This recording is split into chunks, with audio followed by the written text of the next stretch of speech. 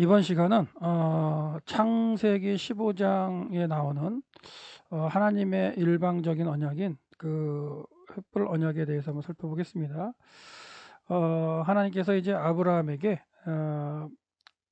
짐승들을 두 개로 쪼개고 그 다음에 이제 하나님께 제사를 드리게 했고, 하나님께서는 횃불로 이 사이를 이제 혼자만 지나가셨죠. 혼자만 지나가셔서 어떻게 보면 쌍방 언약이 아닌 일방적인 언약을 하셨는데, 그 보통 창세기 15장에 이 그 아브라함과의 언약 사건을 횃불 언약이라고 부르기 때문에 하나님의 일방적인 언약인 횃불 언약이란 제목으로 창세기 15장을 한번 살펴보겠습니다. 본문을 중심으로 오늘은 살펴볼 텐데, 한글 개정 성경을 그 중심으로 해서 살펴보고요. 그래서 한 구절 한 구절을 읽어갈 때에 원문이랑도 한번 같이 한번 보도록 하겠습니다. 그래서 위에는 이제 15장 1절에 써 있고요. 여기 이제 원문으로 해서 한글 분석 프로그램인데, 한번 보시면 이후에 여호와의 말씀이 아브라함에게 임하였다 이르시되, 이렇게 돼 있죠. 여기까지만 이제 일단 먼저 보면 뭐 아하르 하데바림 하엘레에서 뭐뭐 후에라는 얘기고요. 그다음에 이 일들이 있었다. 그러니까 앞에 이제 여러 가지 일들이 후에 있었다, 그런 얘기를 하고, 그다음에 이제 그 있었다 말씀이 바로 아도나의 여호와의 말씀이 누구에게 아브라함에게, 그리고 이제 뭐뭐이 때에, 그러니까 마하제 그 어떤 이상 중에 그다음에 이르시기를 하고 이렇게 그 문장이 됐죠. 그래서 우리가 이제 내러티브 뭐 본문을 분석할 때 히브리어가 상당히 그 간결하게 그 표현이 됩니다. 그래서 문장이 나눠져 있는 건데, 우리는 이제 그 번역 성경을 읽다 보니까 이렇게 붙어져 있는 것처럼 보이는데, 간결하기 때문에 그렇게 문장 나눠진 걸 갖다가 한번 살펴볼 텐데요. 뭐라고 말씀하셨느냐? 아브라함아 두려워 말라. 나는 너 내 방패여 지극히 큰 상급이라, 이렇게 되어 있죠. 그래서 뭐라고 되냐면 RT라에서 두려워 말라 아브라함아, 이렇게 되어 있죠. 정상 문장입니다. 정상 문장. 수로가 먼저 나왔으니까 그리고 이제 주어가 나왔으니까 정상 문장이고요. 아브라함 너는 두려워하지 말라. 그 저시브 형태로 이제 어떻게 보면 명령 형태로 이제 말씀하고 계시고, 아노키 나는 너의 방패다라고 말씀하세요. 명사 문장입니다. 명사 문장이니까 이제 선언으로 볼 수 있죠. 선언. 명사 문장의 쓰임은 선언이나 아니면 상황 설명이나 뭐 정의를 내릴 때 쓰기도 합니다. 그러니까 학자들 연구에 의하면, 그래서 명사 문장과 동사 문장의 차이는 이렇게: 동사 자체가 수로로 쓰이는 거, 동사 자체가 수로로 쓰이면은 동사 문장이고요. 문장 자체에 수로로 쓰이는 동사가 없으면 그냥 명사 문장입니다. 그래서 히브리어는 명사 문장도 있다라고 생각하시면 되는데, 명사 문장의 쓰임은 어떤 걸 정의할 때든가 선언할 때인가 아니면 상황을 설명할 때 쓰이기도 합니다. 그래서 여기서는 선언이라고 볼 수 있죠. 나는 너의 방패다. 그리고 큰 상급이다. 이것도 명사 문장이라고 볼 수 있고요. 그랬더니 이제 바이오메로 말했습니다. 그가 말했는데, 그가 누구냐면 아브라함이죠. 아브라함이 말했다. 그래서 이제 여기까지가 그 아브라함이 말했다는, 그러니까 지문이죠. 내레이터 지문으로 말하고, 그다음에 아브라함이 말한 게 뭐냐면 아도나이. 예. 그래서 주 여호와여, 이렇게 이제 번역이 됐고요. 무엇을 티텐 주시겠습니까? 나에게. 그래서 무엇을이 이제 강조가 되어 있다고 볼 수 있겠죠. 뭐 의문형이니까 뭐 앞으로 뺀 것도 있을 수 있겠지만, 하여튼간 무엇을 주겠습니까? 라고 되어 있고, 그다음에 주 여호와여라고 이제 부른 거라고 보면 강조했다고도 볼 수 있겠죠. 그렇게 보시면 되겠고요. 그다음에 나는 그 홀렉, 그다음에 이게 이제 분사 형태죠. 그러니까 동사는 동사인데 이제 분사 형태로 써가지고 이제 명사 문장인 거죠. 나는 뭐 할락 그 자체는 걷다 이런 뜻인데, 여러 가지 의미로 번역되기 때문에 나는 뭐 없습니다. 뭐 그러니까 나는 그 여기서 보시면 아리리가 뭐냐면 벗겨진, 그다음에 무자한인 거예요. 그러니까 무자한 상태에 있습니다, 이런 얘기죠. 무자한 상태로 걷고 있습니다. 뭐 이런 식으로 보시면 되니까 나는 상속자가 없습니다, 이렇게 되겠죠. 나는 자식이 없습니다, 이렇게 번역이 됐는데요. 그래서 재미있는 건 여기가 이제 나는이라고 해서 아노키를 쓰고 있죠. 근데 하나님께서도 앞에서 뭐라고 하셨냐면 아노키 나는 너의 방패다 이렇게 한 것처럼 이렇게 지금 대조가 되게끔 설명하고 있죠. 나는 너의 방패다. 그런데 아브라함은 나는 없습니다. 그렇죠. 나는 무장합니다. 이렇게 얘기하고 있어요. 그리고 이제 벤 자식 그 메섹 상속자 베티 나의 집의 상속자는 그는 이렇게 됐어요. 그러니까 나의 집의 상속자라는 말과 이 그라는 게 이제 동격이 되겠죠. 동격에 나의 집의 상속자인 그는 하고 됐기 때문에 이제 요게 이제 명사문장이지만 앞에 요 부분이 강조됐다고 볼 수 있겠죠. 그래서 나의 상속자 그는 이렇게 이제 원문에는 되어 있는 거죠. 나의 집의 상속자. 그러니까 정확히 번역을 하면 나의 집, 베이티니까요. 나의 집의 상속자 그는 다메섹 엘리에셀입니다라고 얘기하고 있어요. 네. 그래서 그의 집안의 종이었던 다메섹 엘리에셀을 종이라고 얘기를 하는데 당시에 누지문서의 기록을 보면 아들이 없을 경우에 이제 상속자로 삼아주기도 했어요. 그러니까 이 상속자가 이제 중요한 건 뭐냐면 그 주인이 죽었을 때 아니면 이제 그 족장이 죽었을 때 그를 장례시켜주는 그러므로 이제 그의 집을 갖다 가풍을 이어가는 상속을 하게 되는데 그게 이제 중요한 거죠. 그래서 자식이 없는 사람은 장사를 지내주고 슬퍼하면서 울며 할 사람을 위해서 종을 양자로 삼아서 이제 상속자로 만들었죠. 이걸 이제 다메섹 엘리에서를 자기의 이제 상속자로 생각한 거죠. 그리고 이렇게 종을 양자로 들였어요. 그 이후에 아들이 낳게 되면 자연스럽게 상속자의 권리가 이제 양자에게는 없어지고 태어난 아들에게 가게 되는 거죠. 그리고 이제 또 본처에게 자식이 없으면 이제 그 종을 통해서 이제 자식을 얻기도 합니다. 예. 그러니까 아브라함에게 다 벌어진 일들이죠. 아브라함과 사례는 당시의 풍속을 따라 상속자를 얻으려 하죠. 그래서 지금은 이제 다메섹 엘리에서를 갖다가 이제 상속자로 생각을 했고 그 이후에 다시 또 10년 정도 지날 때 이제 그 애가 없어서 어떻게 해요? 하가를 취해서 이스마엘을 낳게 되죠. 그럼 이스마엘에게 이제 그 상속권이 이제 넘어가겠네. 근데 그 이후에 또 다시 99세에 또 본처에게서 사라에게서 이삭이 태어나기 때문에 그 이삭에게 이제 상속권이 또 다시 넘어가게 되는 이런 과정이 아브라함에게 다 이제 삶 가운데 나타난 거죠. 누지의 문서에 보면은 이제 뭐 그 상속자에 대한 그런 설명이 있는 토판들이고요. 자, 마요메르 그가 말했다. 누구냐면 그가 아브라함이죠. 아브라함이 말했습니다. hen 보십시오. hen 감탄사인데요. 나에게가 강조돼 있어요. 어순도처에서 나에게 없습니다. 이제 있지 않다는 얘기 이제 나타는 이제 주단데 당신이 나에게 주지 않으셨습니다. 뭐를 씨를.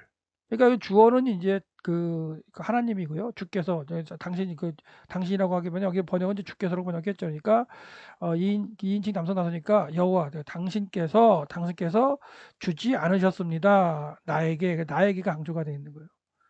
그래서 네 개를 갖다 강조했죠. 그래서 나에게 주시지 않으셨습니다. 뭐를 씨를 주시지 않았습니다. 그래서 원문을 보면서 이 그 저자가 모세죠. 모세가 뭘 강조하고 있는지 아니면은 주인공이었던 본문에 등장하는 주인공들이 무엇을 강조를 하면서 말을 하고 있는지 이걸 갖다 볼 수 있을 때 아브라함은 나에게를 강조하고 있죠. 어순도치에서. 자, 그래서 이제 그 외힌네 보십시오. 어떤 자냐면 내 집에 그 있는 자죠. 그 아들인데 내 집에 있는 사람. 어떤 사람이면 내 집에 있는 사람, 내 집에서는 그러니까 나의 집에서 길리온 자가 이렇게 이제 번역을 한 거죠. 내 집에서 길리온 자가 이제 분사 형태니까 이제 명사 문장이죠. 나를 상속할 것입니다. 나를 상속하시다 명사 문장이고요. 이제 어떻게 보면 아브라함이 이제 뭐 이렇게 그 선언을 하고 있는 걸 수도 있을 수도 있는 거죠. 상황 설명이라기보다는 아브라함이 선언합니다. 내 집에서 길리온 자 다메섹 엘리에셀이 이제 나의 상속자입니다라고 얘기하고 있습니다. 그러더니 그리고 이제 그 힌내 보라 네바르 말씀 아도나이 여호와의 말씀이 그에게 엘라오에서 아브라함에게 이제 임했죠. 이르시기를 하면서 여기까지가 이제 되어 있고 요건 이제 하나님이 또 말씀하시는 거죠. 그래서 말씀하시는 문장 뒷장을 보면 로 아니다. 상속자가 아니다. 그러니까 너의 상속자가 아니다. 그는 이제 그러니까 그는 너의 상속자가 아니다라고 이제 하나님께서 말씀하고 계시고요. 왜냐하면 어떤 사람이냐면 그가 상속자인데 그가 누구냐면 아쉐로로 해서 강조가 되어 있죠. 아쉐로로 해서 이제 꾸며주는데 예체 나올 상속자야. 근데 너의 매로부터 그러니까 너의 매는 창자 뭐 내부기에서 생식기 뭐 이렇게 번역할 수 있는 거가 너의 몸으로부터 내 몸에서 이렇게 됐죠. 너의 창자 뭐 그 내부 기관 뭐 내지는 그러니까 너의 생식기 직역을 하면 그러니까 너의 그 생식기로부터 그러니까 너의 몸으로부터 나올에서 이제 이 아셰로로 해서 이 후를 갖다 꾸며준다고 생각하면 너의 몸으로부터 나올 그가 상속할 것이다 라는 얘기를 한 거예요. 그러니까 이게 지금 그 3인칭 남성 단수니까 주어가 이게 히입니다. 히 후에 후. 주어가 후. 그다음에 후를 꾸며주는 게 요 아셰로 이제 본문 형태고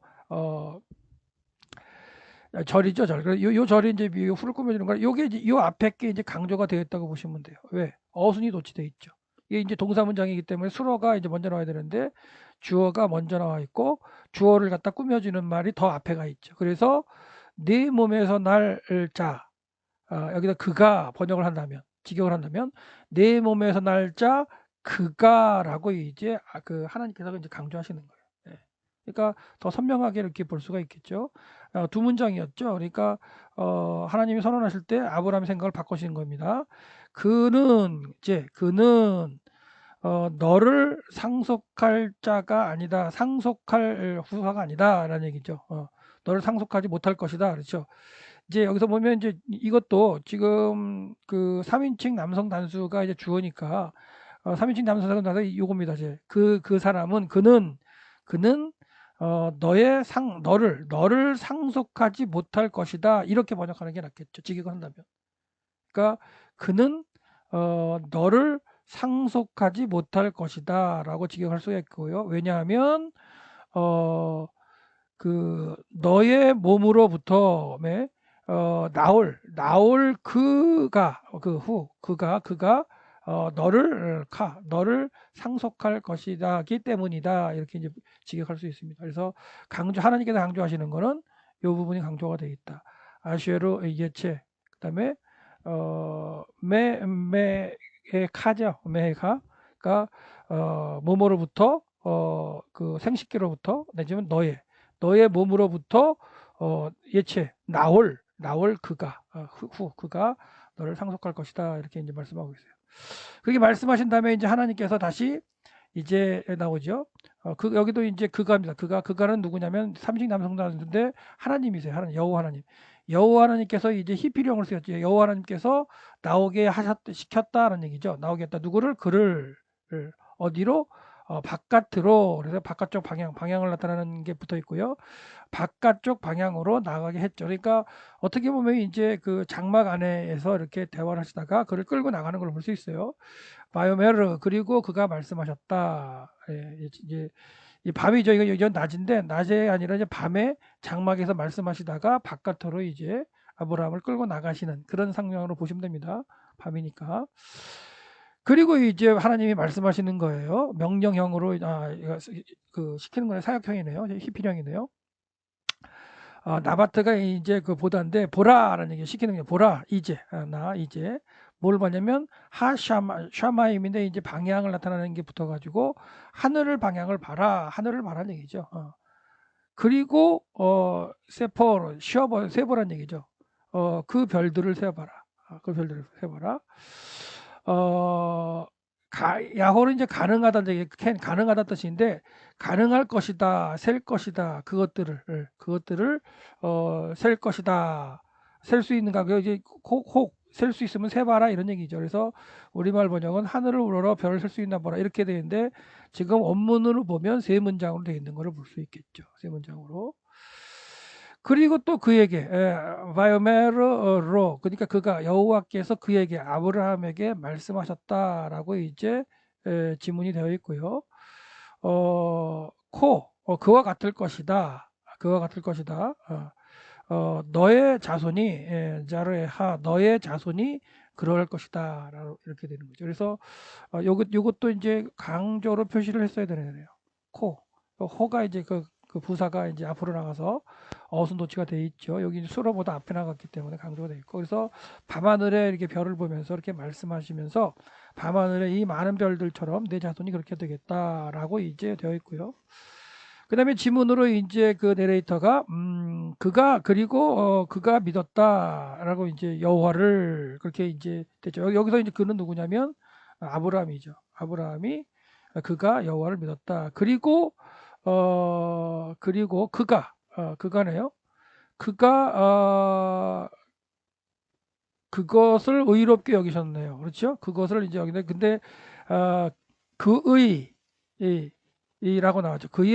의로 여기셨다. 그러니까 여기서 그가는 여호와 하나님이고 여기에 그 로의 그는 이제 아브라함이죠. 그래서 그가 여호와께서 이제 그 번역을 하면 여호와께서라고 되어 있는데 원문으로 보면 이제 여기 그냥 3인칭 남성 단수로만 되어 있어요.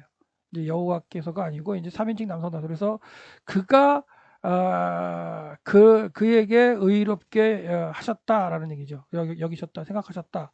그러니까 지금 주어 자체가 언급되는 게 아니라 3인칭 단수로 이렇게 계속 표현하고 있어요. 3인칭 남성 단수로. 그래서 아브라함과 하나님과의 대화 가운데 이 이루어지는 일들을 3인칭 남성 단수에서 정확하게 따라가지 않으면 3인칭 남성 단수로 모호하게 만드는 그런 형태로 지금 저자가 글을 썼습니다. 그리고 바이오메로 엘라브에서 여기도 마찬가지죠. 그가 말씀하셨다 그에게, 이게 지금 계속 반복되는 패턴이에요. 근데 여기서 그는 누구냐면 여호와 하나님이고 여기서 그는 이제 아브라함이겠죠. 바이오메로 엘라브에서 그가 그에게 말씀하셨다. 그래서 뭐라고 말씀하시면 아니 나는 여호와라 이렇게 얘기죠. 이거는 이제 명사 문장이고요. 이제 선언이라고 볼 수 있죠. 나는 여호와라. 어떤 여호와냐면 아쉐르 밑으로 너를 이끌어낸 나오게 한 어디서로부터 우르로부터 나오게 한 어디면 카스림이 그러니까 갈대아 우르로부터 나오게 한 그 여호와다 이거예요. 뭐 하기 위해서 라테트에서 주기 위해서 너에게 주기 위해서 무엇을 주냐면 무엇을 주냐면 하아레츠 땅을 이 땅을 조트에서 이 땅을 뭐로요? 상속하기 위해서. 그러니까 여기 이제 업을 삼기 위해서 이제 번역을 했는데 상속하기 위해서, 그러니까 소유권을 주기 위해서 이 땅을 소유권을 주기 위해서 이제 갈대우에서 끌어낸 사람이 나다라고 해서 지금 명사 문장이면서 지금 하나님께서 아브라함을 끌어낸 걸 이제 설명하고 계십니다. 그래서 이제 갈대아 우르에서 이제 아브라함이 떠나는 것과 하란하고의 비교를 보면 창세기를 기준으로 하면 그 하란에서 떠난 걸로 나오죠.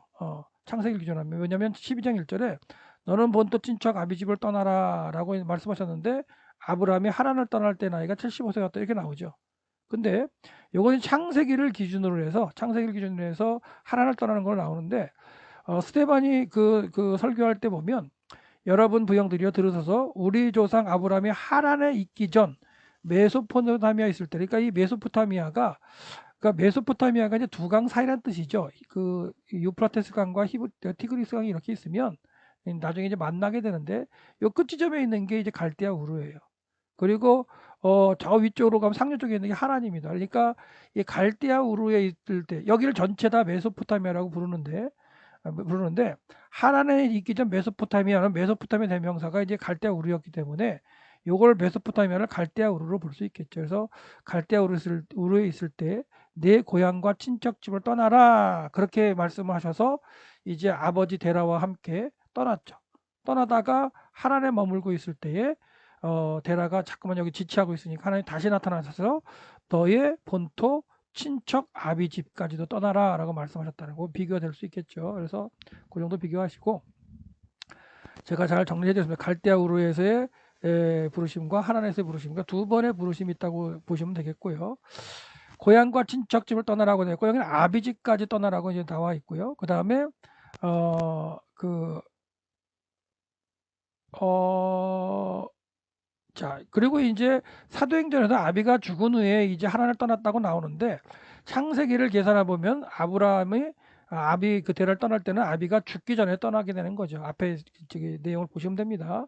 그리고 이제 그 스데반과 이제 스데반이 설교를 하고 누가가 기록하고 있고 여기 이제 모세가 기록하는 거죠. 그래서 원래 사건에 좀 가까운 때죠. 이때는 모세는 아브라함과 좀 같고 그다음에 이 사도행전을 기록하고 있는 이제 그 설교하는 스데반이나 누가는 좀 더 멀죠. 한 2000년 정도 멀는 상황이기 때문에 2000년이고 여기는 한 뭐 500년 차이 나는 그런 상황이기 때문에 아마도 창세기에서 기록한 게 더 정확한 그 팩트를 기록하고 있다고 본다면 그 두 번 하란을 떠나는 것과 갈대아우르를 떠나는 것 두 번으로 이렇게 떠나는 게 있다는 걸로 보는 게 정리하는 게 좋을 것 같아요. 그래서 요 내용에 대해서는 이제 여러분이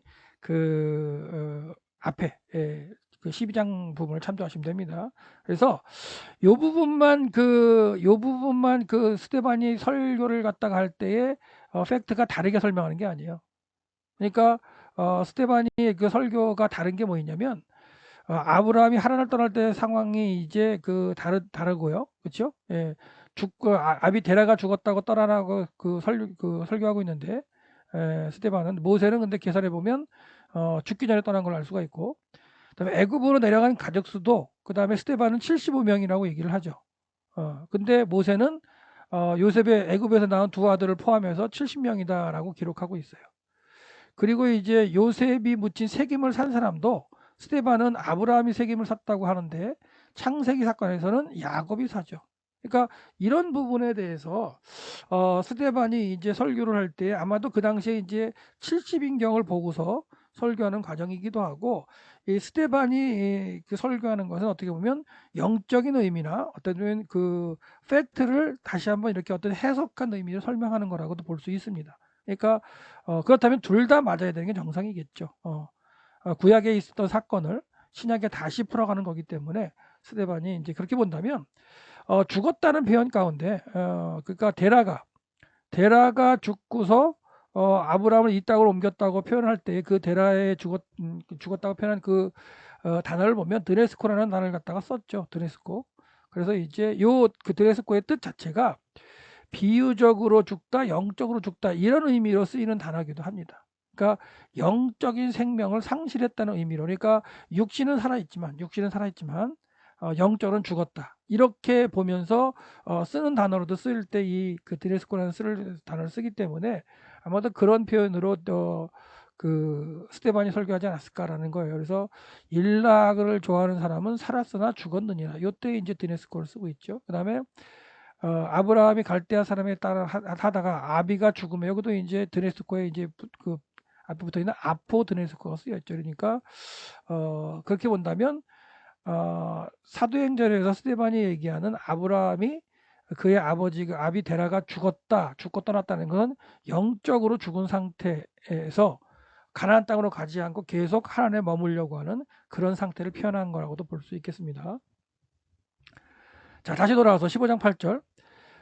이제 그가 말했다죠. 그가 누구냐면 아브라함이죠. 아브라함이 말한 거예요. 그가 말했다. 아도나이 아도나이 그래서 주 여호와여 바마 무엇으로 얘다. 그래서 내가 알겠습니까? 이런 얘기죠. 내가 무엇을 그러니까 뭐뭐 할 줄을 그러니까 이건 이제 1인칭이니까요. 내가 여기 이 땅을 이곳 이 장소니까요. 이곳을 유업으로 얻을 것을 내가 어떻게 알겠습니까? 무엇을 알겠습니까? 그래서 무엇으로 이 바마가 또 이제 강조가 되고 있다고 볼 수 있죠. 그렇죠? 그래서 또 그 바이오메르 엘라브에서 또 그가 그에게 말씀하셨죠. 그러니까 이제 여호와께서 아브라함에게 말씀하셨습니다. 뭐라 하냐면 그래서 그러니까 라카가 이제 취하다는 그 의미의 동사인데 명령이죠. 취하라 나를 위해서. 그래서 뭐 암소와 뭐 3년 된 암소와 또는 암염소와 3년 된 암염소와 그다음에 수양과 3년 된 수양과 그다음에 산비둘기와 뭐 집비둘기를 취해라. 라카 명령하십니다. 취해라라고 말씀하고 계시고요. 그래서 바이카 그래서 이제 그가 취했습니다. 그를 위해서. 여기서 그를 누구예요? 하나님이죠. 어, 그 번역이 좀 이제 이제 이거는 개혁이 이렇게 번역한 건데 직역을 하면 바이카 그가 여기서 아브라함이 그를 위하여 취했다. 여기 그 로니까 그를 위하여니까 여기는 이제 여호와를 위하여라고 볼 수 있어요. 무엇을 그것들 모든 것을 그를 위하여 취했다. 그래서 아브라함이 여호와 그를 위해서 모든 것을 이제 취했다라고 보면 되겠고요. 그리고 이제 피해령이 쓰였네요. 와우 계속 계속돼 있죠. 그리고 바타르는 이제 쪼개다는 얘기예요. 예바테르에서 쪼갰다. 그것들을 타웩 그러니까 중간 그러니까 가운데를 이제 쪼갠 거예요. 가운데를 쪼갰다. 그리고 이제 나타는 이제 주다는 얘기인데 벌려두는 거죠. 벌려놓았다. 이 각각 그 베테르 쪼갠 것들을 이제 각각 벌려서 그 마주보게 이제 그 해놓는 거죠. 그러니까 고대에 이제 그 약속을 할 때 쌍방이 이제 언약을 하게 되는데 짐승을 잡아가지고 발을 잘라서 이렇게 양쪽에다가 이렇게 놓는 거죠. 그래 놓고서 둘이서 함께 이 사이를 지나갑니다. 둘이서. 그거 의미는 뭐냐면 우리가 여기서 언약을 맺었는데 둘 중에 한 사람이 언약을 지키지 않으면 그 언약을 지키지 않은 사람은 이 짐승들처럼 이렇게 쪼개질 것이다 라는 의미로 고대의 풍습에는 언약할 때 이렇게 그 언약을 맺었어요. 그렇기 때문에 그 언약의 진행 과정 가운데 언약을 맺기 위한 그런 과정으로 지금 아브라함이 지금 진행하고 있죠. 그 다음에 마지막 문장을 보면 그리고 무엇을 그 다음에 찌포로 하찌포로 그러니까 그 새를 하고 목적으로 되어 있네요. 그 새를 바타라 쪼개지 않았다. 누가? 그가. 그러니까 여기서는 지금 목적어가 강조가 되어 있는 거죠. 이 목적어가 그 새를 하고 목적어가 강조가 되고 있습니다. 그래서 앞에 문장에서 보면 여기서 제가 색칠을 안 했는데 그 새는 하고서 이제 개역개정은 번역했는데 주어가 아닙니다. 이게 잘못 번역되고요. 주어로 번역하면 안 되고 이게 이제 원문에는 목적어로 번역되고 강조가 되어 있어요. 강조. 그 새를 쪼개지 않았다. 누가? 그가. 그렇게 번역을 하시면 됩니다. 직역하시면 됩니다. 그래서 세 번째 문장은 그리고 그 새를 목적어예요. 그 새를 여기가 이제 바타르가 지금 누구냐면 3인칭 남성 단수거든요. 그러니까 그가 그 새를 쪼개지 않았다 이런 얘기 되는 거예요. 그래서 목적어가 지금 강조가 되고 있다. 그 새를이라는 목적어가 강조가 되어 있고 개역개정도 지금 번역이 주어로 하고 번역하면 안 됩니다. 잘못된 거예요. 그래서 아브라함이 그 새를 하고 이 새를 강조가 되어 있다. 빨간색으로 칠해서 강조가 되어야 되는데 네. 자, 그 다음에 그래서 이제 그 새는이 아니고 번역하면 안 되고 새를 하고 이제 강조가 된 거예요. 강조되니까 이제 빨간색으로 했고 그 다음에 재물을 갖다가 쪼개는 거 해서 이제 그 내용이 이제 성경에 나오죠. 송아지 둘에 쪼개고 그 두 회사를 지나서 내 앞에 언약을 세우고 그러니까 언약을 세우는 방법이 이제 짐승을 잘라서 둘이 지나가서 언약을 맺는 이런 게 보통 이제 언약인데 이거는 이제 사람들끼리 맺는 언약이죠. 근데 하나님과의 언약은 하나님의 일방적인 언약이죠. 그래서 나중에 이제 횃불이 지나갈 때 하나님을 상징하는 횃불이 혼자 지나가시죠. 아브라함이 같이 지나간 게 아니라 그래서 하나님의 일방적인 언약이고 그 하나님의 일방적인 언약이 횃불이 지나감으로 이렇게 언약이 맺어지기 때문에 횃불 언약이다라고 얘기합니다. 이 본문을. 자, 그 다음 계속해서 넘어가 볼게요. 그 다음에 그렇게 해서 이제 했고 이레드 그러니까 그것이 내려오죠. 그것은 뭐냐면 아이트에서 이제 솔개죠. 솔개가 내려왔다. 뭐 위에? 그 사체 위에. 그 사체 위에 내려왔다라고 한 문장이죠. 내려왔다. 그리고 와우 계속법인데 바로 그리고 이제 내려왔을 때 그 바로 뒤에 행동이 뭐냐면 쫓아버린 거예요. 누가? 그것을 누가? 아브라함이. 그러니까 이게 지금 와우계속법 미완료로 계속해서 이 사건이 진행되는 거죠. 보시면 와우계속법 미완료는 그 연속적인 사건으로 계속 보셔도 됩니다. 그래서 아브라함이 취했다. 그 와우계속 미완료죠. 취했고 그 다음에 쪼갰다. 그 벌려두었다. 그런데 쪼개지 않았다. 여기는 이제 어순이 도치가 됐기 때문에 완료 형태의 문장이 나오는 건 당연하고요. 그 다음에 그렇게 된 상태에서 솔개가 내려왔다. 계속적인 연속적인 사건이에요.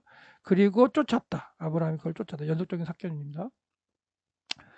그리고 이제 뭐뭐 할 때가 되었다. 이제 하야동사니까 해가 이제 넘어가게 되는 거죠. 해가 가는 때가 되었다. 그러니까 해질 때가 된 거죠. 해질 때가 되었다. 여기 한 문장입니다. 해질 때가 되었다. 그리고 이제 이것도 예. 여기서 보시면 나팔이라니까 이제 떨어지다 뭐 이런 얘기인데 잠들었다는 얘기죠. 떨어졌다인데, 그러니까 아브라함이라고 이제 개혁 성경은 그 주어를 아브라함으로 했어요. 아브라함이 깊이 잠들었다라고 번역했어요. 개혁은. 근데 그 개혁의 그 번역이 좀 잘못된 거죠. 주어가 잘못된 거예요. 여기서 보시면 주어가 3인칭 여성 단수예요. 여성 단수가 주어기 때문에 아브라함이 주어가 될 수가 없어요. 뭐가 그 주어가 되냐면 여성 단수인 요게 이제 깊은 잠에 해당하는 요 단어가 주어예요. 그래서 깊은 잠이 주어가 돼야 돼요. 깊은 잠이. 그래서 개역개정은 깊은 잠이를 이렇게 번역을 했고, 깊은 잠이가 어순이 도치가 돼가지고 수로인 수로보다 앞에 나왔기 때문에 여기 이제 강조가 되어서 깊은 잠이 아브라함 위에 이렇게 되겠죠. 아브라함 위에 떨어졌다 이렇게 번역하는 게 직역하는 게 낫습니다. 그래서 개역개정은 아브라함에게 깊은 잠이 임하고 이렇게 번역하니까 이거 바른 번역이고요. 개역이 좀 잘못됐죠. 개역은 아브라함이를 주어로 번역했는데 잘못된 거고, 그래서 깊은 잠, 직역을 하면 깊은 잠이 강조가 된 상태에 깊은 잠이 아브라함 위에 떨어졌다, 임했다. 그리고 베힌네 보라, 두려움이.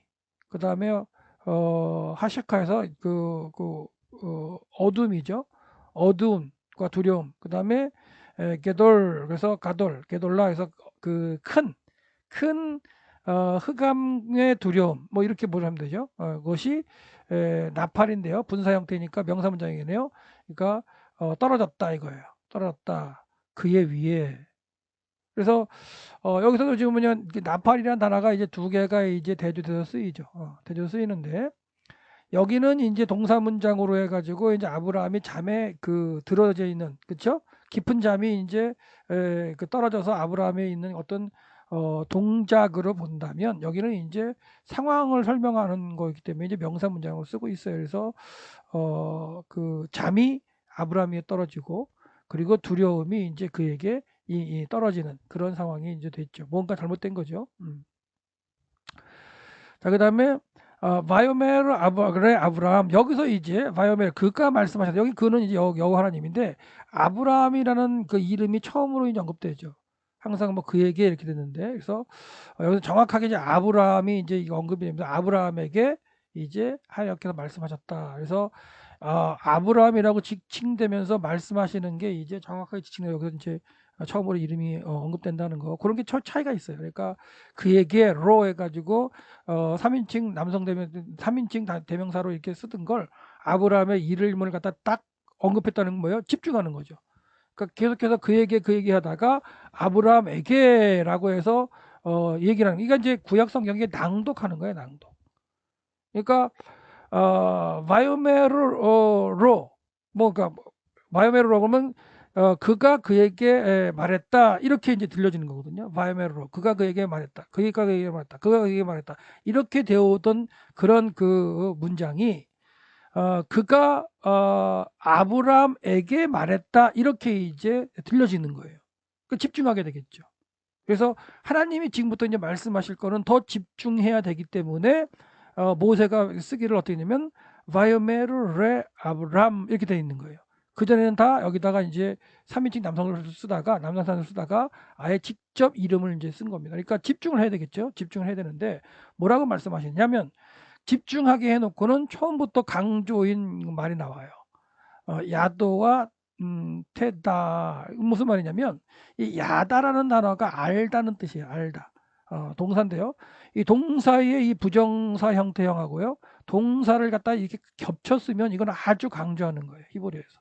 이런 걸 이제 동적 목적어를 통해서 강조한다고 보는데 이걸 그래서 알고 알아라 이렇게 이제 강조하는 거잖아요. 그래서 이제 우리말 번역을 할 때는 이제 반드시 정령 뭐 이런 식으로 번역을 하죠. 그래서 같은 동사 형태를 같은 동사를 부정사 절대형하고 동사 형태로 이제 겹쳤으면 아주 강조다. 그래서 아브라함이라는 이름이 등장한 가운데 하나님께서 강조하는 말씀을 처음부터 말씀하세요. 너는 정령히 알라, 반드시 알아라, 분명하게 알아라 라고 말씀하세요. 무엇을 만약 분명히 알아야 되냐면 게르, 객이라는 거예요. 객이. 그리고 그가는 3인칭 남성인데 그가인데요. 너의 자손이 이러네요. 내 자손이 객이 될 것이다. 이것도 강조가 된 거네요. 그러니까 이게 동사 문장이잖아요. 동사 문장이고 이게 수로예요. 이게 수로인데 이게 수로니까 요 계기가 강조가 된 거예요. 요 계기가 강조가 돼야 되나요? 요 강조가 된 겁니다. 객이 될 거예요. 객이. 내 자손이 객으로 어디에서 바 에레츠 로라 햄 그러니까 그들에게 속하지 않은 땅에서 객이 될 것이라. 객은 손님이죠. 손님이 될 것이다. 그들에게 속하지 않은 땅에 손님이 될 것이다. 그렇게 돼 있어요. 그래서 이제 그리고 그 다음 문장이 뭐냐면 자 그리고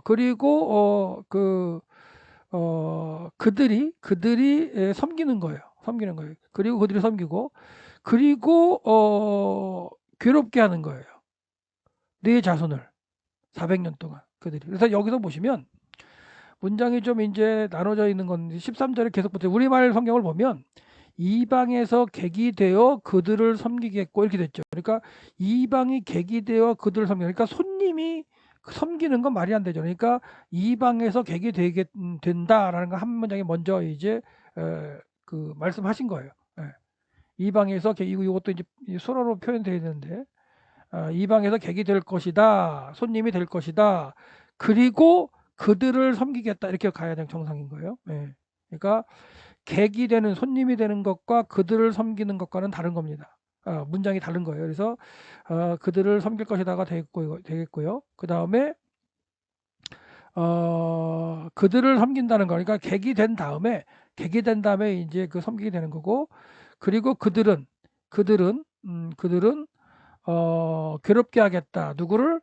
오탐 그들을. 여기서 그들은 누구예요? 내 자손이겠죠. 여기서도 마찬가지로 그들이라는 주어 3인칭 남성 복수 3인칭 공성 복수죠. 공성 복수하고 여기도 목적어도 또한 모호하게 만들었죠. 그러니까 이방에 머물게 되는 그 오탐 아브라함의 자손들과 그 이방에 있는 사람들 괴롭게 하는 주체가 둘 다 이렇게 그 3인칭 복수형으로 표현되어 있어요. 그래서 이 문장도 마찬가지죠. 이 문장도 지금 3인칭 그 공성 복수하고 3인칭 남성 복수가 이제 동시에 쓰였어요. 그래서 이것도 그들은 그들을 섬기겠다 이렇게 되는 거죠.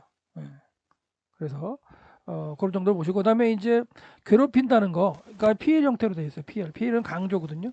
강조 형태이기 때문에 이제 괴롭힌다는 걸 이제 빨간색으로 해서 돼서 그들 결과적으로 애굽이죠. 애굽 사람들이 이제 괴롭히는 그런 상황이 된 거고요. 근데 그들이 속하지 않은 땅에서 여기서 보면 여기서 이 그들 라햄 그래서 그들이 속하지 않은 땅이라는 건 이스라엘 백성들이죠. 그러니까 이스라엘 백성들은 이거 아브라함의 자손들.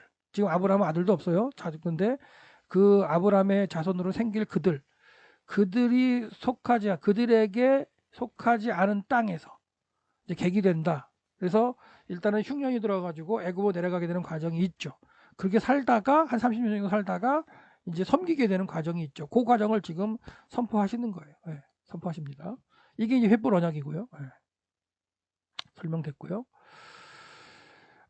그리고 또한 베감 무엇을 그 나라를 그 민족을 그 민족으로 근데 그 이제 아쉐르를 꾸며주는데요. 그 민족은 민족인데 그들이 섬기는 그 나라를 이렇게 되는 거예요.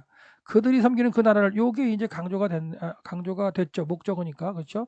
명사 문장이지만 강조가 되어 있습니다. 그 나라를 단 징치하겠다, 징계하겠다. 누가? 내가. 그래서 이 문장도 지금 뭐냐면 명사 문장이에요. 명사 문장으로 하나님의 선언이라고 볼 수 있네요. 선언. 그래서 선언인데 어 그들이 섬기는 요 그들은 이제 그 아브라함의 후손들이죠. 그들이 섬기는 요게 이제 관계대명사 이렇게 요걸 꾸며주는 거죠. 그래서 그들이 섬기는 그 나라를 목적어잖아요. 나라를 그래서 그들이 섬기는 나라를 징벌하겠다. 이게 이제 그 수로인데 요것도 요 수로도 강조가 된 거라고 볼 수 있는 게 뭐냐면 어, 그 명사 문장은 주어 플러스 수로 플러스 목적어 형태 이게 정상 문장이에요. 목적어 이게 정상 문장인데 지금 이 문장은 목적어가 제일 먼저 나왔어요. 그리고 수로가 나오고 주어가 나왔어요. 그렇기 때문에 목적어가 제일 강조가 된 거고요. 목적어가 여기 지금 목적어가 제일 강조가 된 거고 그다음에 수로도 강조가 되어 있죠. 명사 문장인데 어순이 바뀌어서 그래서 징벌하겠다라는 걸 갖다가 이제 하나님께서 강조하고 계신다고 볼 수 있어요. 내가 그래서 이 문장 자체는 또 그 아노키 인칭 대명사를 썼기 때문에 인칭 대명사 쓸 때는 주로 이제 좀 강조할 때가 나오거든요. 이렇게 뒤에다가 어미에다 붙여가지고 인칭 대명사 쓰기도 하는데 인칭 대명사를 이렇게 쓸 때는 또 이것도 강조를 볼 수 있어요. 그러니까 이 문장은 전체 문장이 강조가 된 거라도 볼 수 있겠네요. 예. 그래서 하나님께서 뭐예요? 그들이 섬기는 너의 자손들이 섬기는 나라를 내가 징치하겠다라고 선언을 하고 계시고요. 그리고 후에 그 후에 그렇게 한 후에라는 건 뭐예요? 징치한 후에. 그래서 이것도 이제 강조가 되어 있는 거죠. 왜냐면 이게 지금 수로로서 이제 그 있기 때문에 요게 지금 그 부서가 앞으로 나와서 이제 강조돼. 그 후에 그들이 누구예요? 그들이 후손들이죠. 후손 그들이 어, 가돌 큰 재물을 가지고 나올 것이다 이렇게 돼 있어요. 큰 재물을 가지고 나올 것이다. 그리고 이제 왜 이것도 강조가 되어 있는데 왜 아타 그리고 너는 이게 수로가 나왔잖아요. 수로보다 앞에 이제 주어가 나왔기 때문에 주어가 강조가 되고 있고요. 주어가 강조가 되어 있고 그리고 너는 어디로 가겠다 타보 갈 것이다. 너의 조상들에게로 베샬롬 평안함으로 내 조상이 갈 거다라는 얘기를 하고 있어요. 너는이 강조가 돼서 아브라함 강조가 되어 있고요. 그리고 이제 티카벨에서 장사될 것이다. 그러니까 니파령이니까 수정형이죠. 장사될 것이다. 뭐 그 토바 그러니까 이제 좋은 그 세월을 살다가 뭐 이런 얘기니까요. 그러니까 평안히 지내다가 장사되겠다라고 이제 선언하고 계시네요. 그리고 이제 여기도 마찬가지 요게 이제 수로잖아요. 수로고 여기 그들은 그러니까 이제 자손이죠. 그들은 이 땅 이곳으로 노로에서 그 레비에서 4대 만에 여기 강조가 되어 있는 거예요. 그러니까 직역을 하면 그리고 4대 만에 그들이 이 땅으로 돌아올 것이다라고 그 하나님이 선포하고 계세요. 그래서 4대 만에라는 게 지금 강조가 되고 있습니다. 그래서 이 4대 만에 돌아온다고 말씀할 때 이것도 참 중요한 포인트예요. 그래서 4대 만에 돌아오는 하나님의 그 이 헷불 언약이 이루어지는 내용이 제가 강의에서 올린 게 하나 있으니까 그거 한번 살펴보시기 바랍니다. 4대 만에 돌아 이것만 하나가 50분 정도의 테마 가지고 강의한 게 있어요. 그래서 4대 만에가 어순도치가 돼서 강조가 되어 있어요. 하나님께서 4대 만에 그들은 이 땅으로 돌아올 것이다 라고 이제 말씀하고 계십니다. 그러니까 하나님의 선포가 언약이잖아요. 네. 이 땅으로 돌아올 것이다. 왜냐하면 이는 아직 뭐뭐하지 않았다. 그러니까 평화하지 않는다 이런 얘기인데요. 죄악, 아온 죄악이고 아모리 아직까지 아모리 사람의 죄악이 이제 그 완전하지 않았다 이런 얘기죠. 완전하지 않았기 때문에 그러니까 가득 차지 않았다 이렇게 이제 번역을 했죠. 가득 차지 않았기 때문이다. 그래서 출애굽에 대한 예언과 성취에 대해서도 이것도 강의한 게 있습니다. 그래서 하나님께서 아브라함을 통해서 하신 예언과 성취가 어떻게 이루어졌는가. 400년 동안 괴롭게 한다 그랬는데 430년 만에 출애굽하죠. 이런 차이들. 섬기는 나라를 징치한다. 징치하셨죠. 10가지 재앙으로. 그렇죠?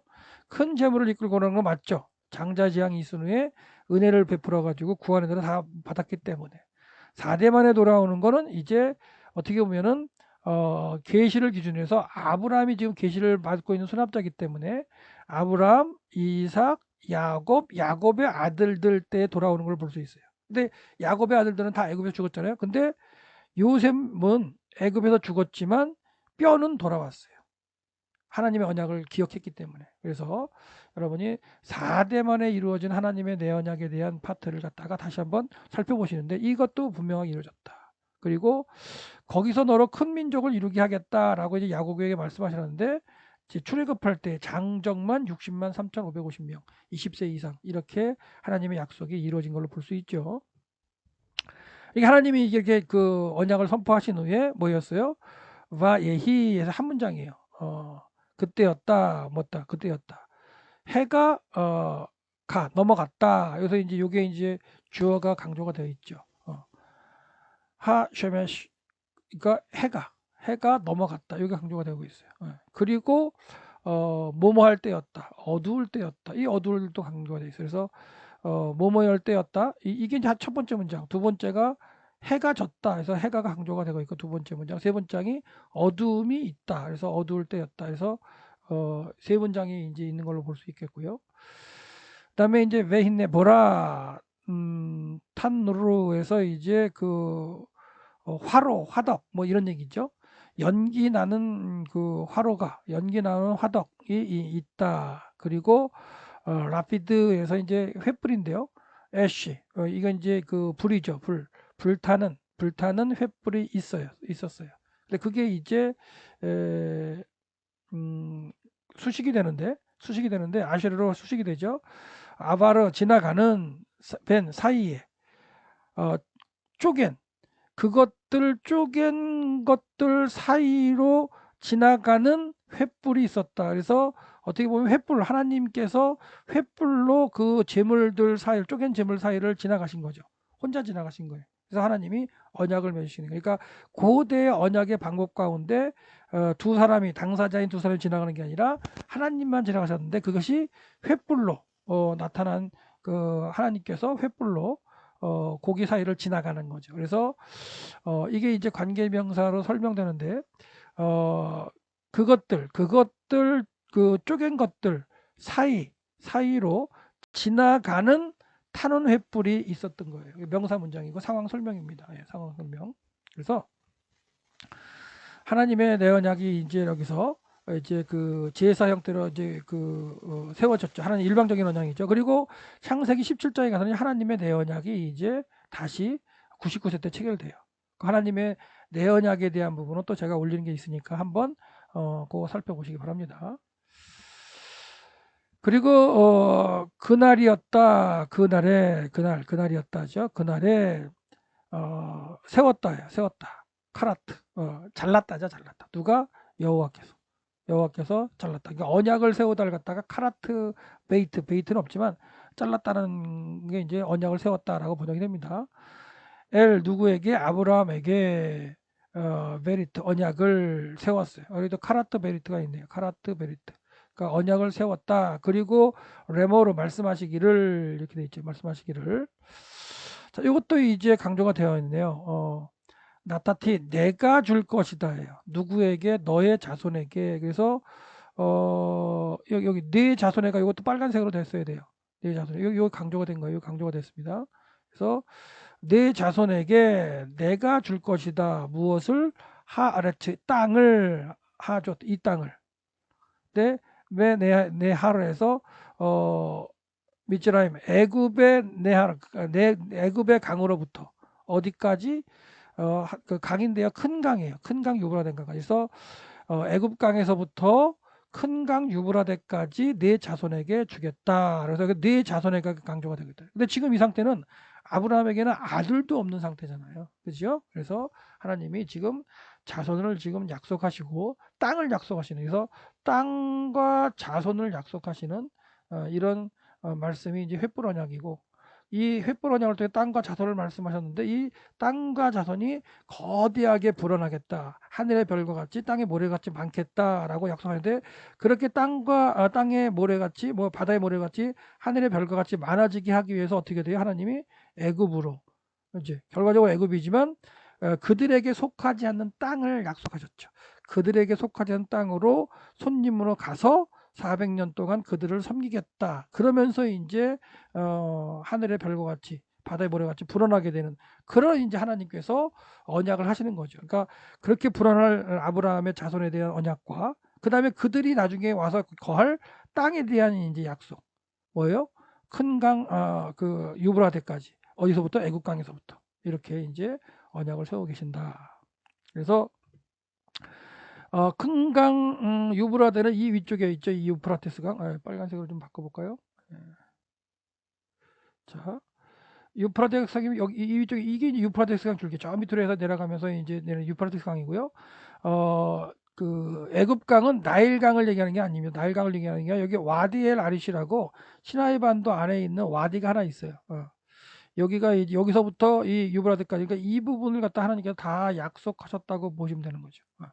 그러니까 어떻게 보면 작은 땅은 아니죠. 큰 땅, 그 아주 뭐 적은 땅은 아닙니다. 적은 땅은 아닌데 길게 들여진 이 땅을 약속하셨다. 그래서 그날에 여호와께서 약속하셨는데 그 약속하신 땅이 겐 족속과 그니스 족속과 감문 족속과 헷 족속과 브리스 족속과 르바 족속과 아모리 족속과 가나안 족속과 기르가스 족속과 여부스 족속 땅이다. 그래서 여러 족속의 땅들이 지금 여기는 지금 이 상태만 해도 아브라함이 약속하실 때마다 이 많은 족속이 살았죠.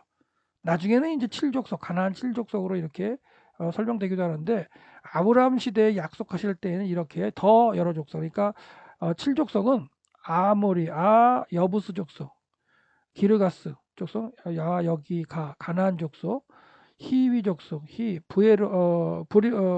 브리스 족속, 히브 헷 족속 이렇게 해서 7족속이 이제 보통 7족속이라고 하는데 거기에 그 들어가지 않았던 겐 족속도 있었고 그니스 족속도 있고 감몬 족속도 있고 이렇게 있었죠. 그래서 이 그니스 족속이 이제 그나스 족속인데 여기서 누가 나오냐면 이제 그 갈렙이 등장하죠. 갈렙. 그리고 이 겐 족속은 누구예요? 모세의 장인의 족속. 그러니까 겐 족속에 속했던 모세의 장인의 족속이 겐 족속이나 갈렙이 그 조상이었던 그니스 족속이나 다 이 약속의 땅에 이제 어떻게 보면 머물러 있었던 사람이 그의 후손들이 이제 애굽에 이제 살다가 출애굽할 때 같이 나온 그나스 족속의 갈렙이 있는 것과 더불어서 또한 이제 모세의 장인이었던 겐 족속이었던 그 모세의 장인이 또한 이제 출애굽해서 가나안 땅으로 돌아오는 이스라엘 백성과 합류해서 들어오는 이런 부분으로 보시면 되겠고요. 그다음에 르바 족속은 이제 아주 거인 족속이죠. 르바 족속들, 르바 족속. 그다음에 이제 나머지는 이제 가나안 7족속에 들어가는 사람들. 그래서 이런 족속들이 아직 여기에 살고 있었기 때문에 이들의 이제 죄악이 관영하기까지 하나님은 애굽에 이제 그의 자손들을 두셔서 거기서 민족으로 부흥하게 한 다음에 이 땅을 차지하게 하겠다라고 지금 약속하고 계시는 거예요.